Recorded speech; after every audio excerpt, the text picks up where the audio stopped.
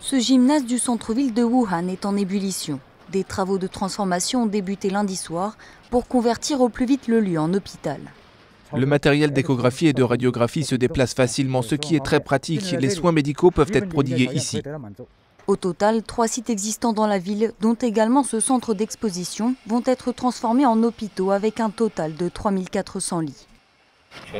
Nous avons regroupé toute la main-d'œuvre de la ville pour travailler ici et de manière continue, sans aucune pause.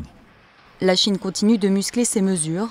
À plusieurs centaines de kilomètres à l'est de Wuhan, plusieurs agglomérations de Zhejiang ont mis en place de nouvelles restrictions aux déplacements. Comme à Hangzhou, métropole économique et touristique de 3 millions d'habitants et où plus de 200 cas ont été rapportés. Les rues sont désertes et seule une personne par foyer est autorisée à sortir tous les 2 jours. Des haut-parleurs appellent à dénoncer les personnes originaires de la région de Hubei où se situe Wuhan.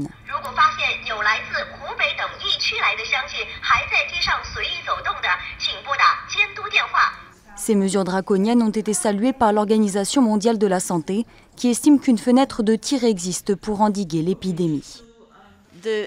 L'objectif est d'arrêter la transmission du virus. C'est pourquoi les pays mettent en place des mesures de détection précoce, d'isolation et de traitement des patients. Ceci n'est pas une pandémie. Les autorités hongkongaises ont fermé la quasi-totalité des postes frontières avec le reste de la Chine.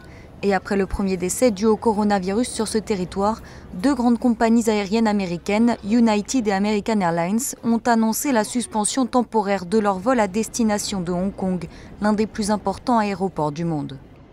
De leur côté, les autorités japonaises ont bloqué plus de 3700 voyageurs sur un bateau de croisière où au moins 10 personnes ont été contaminées par le virus.